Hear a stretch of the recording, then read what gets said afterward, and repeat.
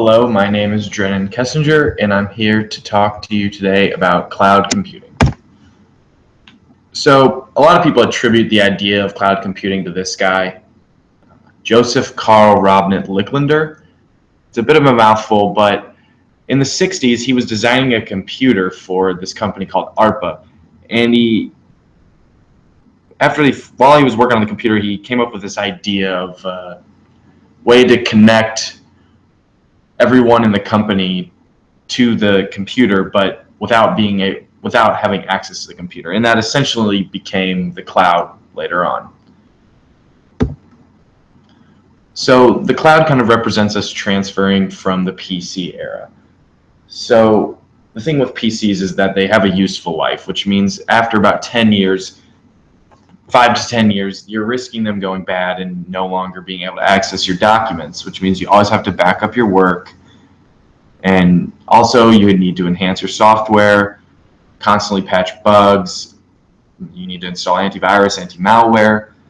Whereas with the cloud, you don't have to worry about all that. And we'll get to that in a second. So what is cloud computing? Well, just kind of a friendly definition of that. Cloud computing means that instead of all the computer hardware and software you're using, say on your desktop or somewhere inside your company's network, it's provided to you as a service by another company and accessed over the internet. So basically, think of Google Docs and Google Slides as the best way to explain the cloud. And then there's two different types of storage. You have the cloud versus local. So pros and cons of the cloud. There are some definite pros to the cloud. I mean, especially when you think about the ability for disaster recovery. And if you're connected to the cloud and you lose every single computer that your company owns, as long as you still have your logon information, you can get your documents, you can get your information. It doesn't matter. That's huge. That saves companies a lot. It's flexible, it's accessible. You can access it anywhere. And then on top of all that, it's environmentally friendly. It's easier to go paperless when you have the cloud. However, there are some disadvantages, particularly if you use one provider and you want to switch to another one, switching interfaces may be different or may be difficult, and that can create some issues. Also, if the company you're using, if their server is down, if they're experiencing some issues, that means you're experiencing issues and you won't be able to access your information. Also, it's dependent on internet, which means if your Wi-Fi is out or you have slow internet, your productivity is going to decrease. When it comes to local storage, that's basically storing things on your computer. So saving things to Microsoft Word on your computer is what local storage is. Really, the only pro about this is that the speed of it is just dependent on your computer because it doesn't need the internet to run. So as long as your computer is working fine, you'll be good to go. However, the cons are, like I said, if your computer gets destroyed, all that's gone. Also, you have to have access to your computer to get to it. And so now this is kind of just an infographic of how the cloud works. As you can see, the cloud, basically, people are able to store all their information in the cloud, you see remotely or at work, corporate. And then on the right-hand side, we have the people. It shows how they supply the service. So types of cloud computing. So what we have here are 3 different types. The first one, infrastructure as a service. This just means you're buying access to raw computing hardware over the internet. And so basically you'll buy hardware through a per megabyte or per gigabyte fee. So you have access to it and you can use as much as you want, you just have to pay for it. Software as a service, the second one, means that you basically buy a company's program. So this would be your company buying or getting their own version of Google Docs or something like Zoho. And then you have platform as a service, which means you actually develop your own tools using another company's software, hardware, however you want to say it. So like the Google App Engine, basically you make your own apps using Google.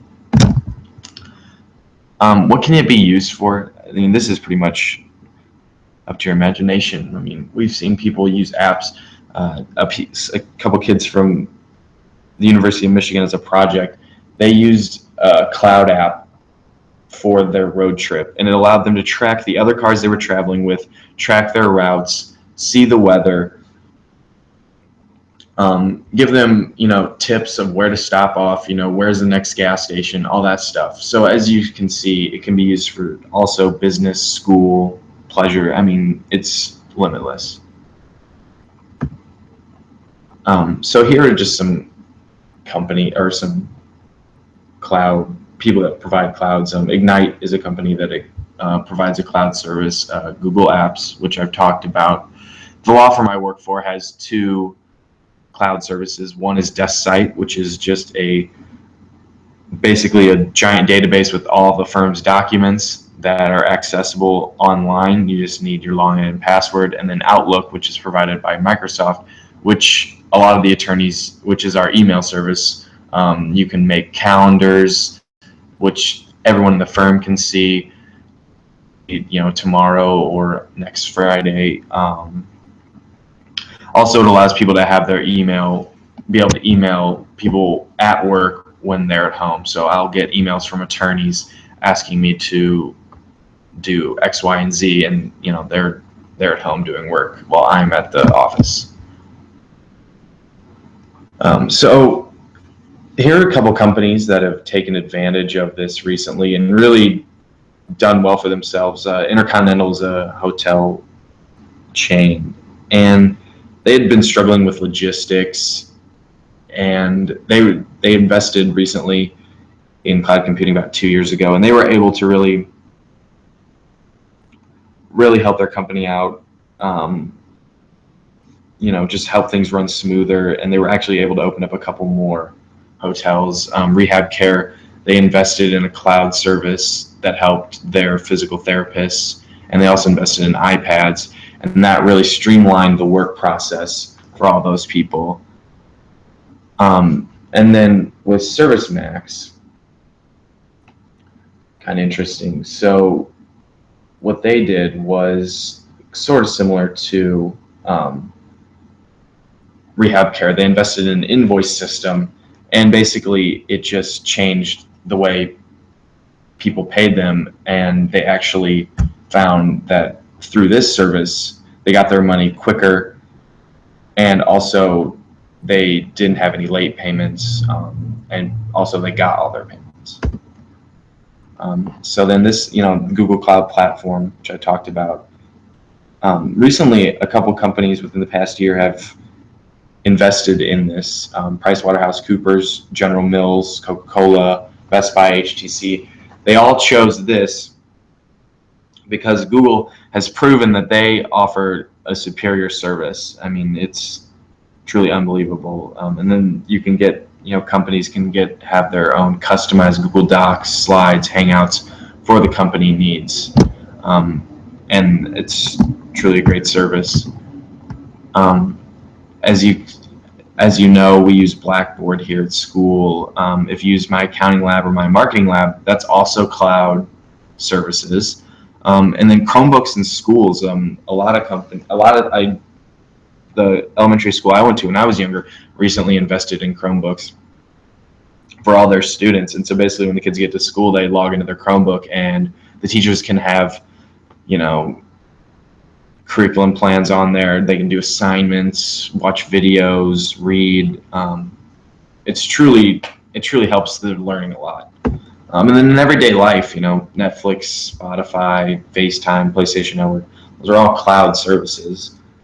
The apps I talked about, the University of Michigan students who made their own apps that allow you to speak to someone in, so if you're in a voice conference with someone in France, there are apps out there that will translate what you say into French. And I mean, it just makes communication so easy. It's unbelievable. And now, why is this all important? Well, it's important because this is the future. I mean, as you can see, it's taking over everything. And one day, as we've talked about in class, it's all going. I mean, it's all going to be the cloud. It's making PCs obsolete, and it's easy, and it's making things easier, and it's a good thing. And so I want to leave you with this quote from Steve Jobs back in '97. He said, "I don't need a hard disk in my computer if I can get to the server faster. Carrying around these non-connected computers is Byzantine by comparison." So even Steve Jobs, as far back as '97, saw the potential in something like the cloud. So with that, thank you.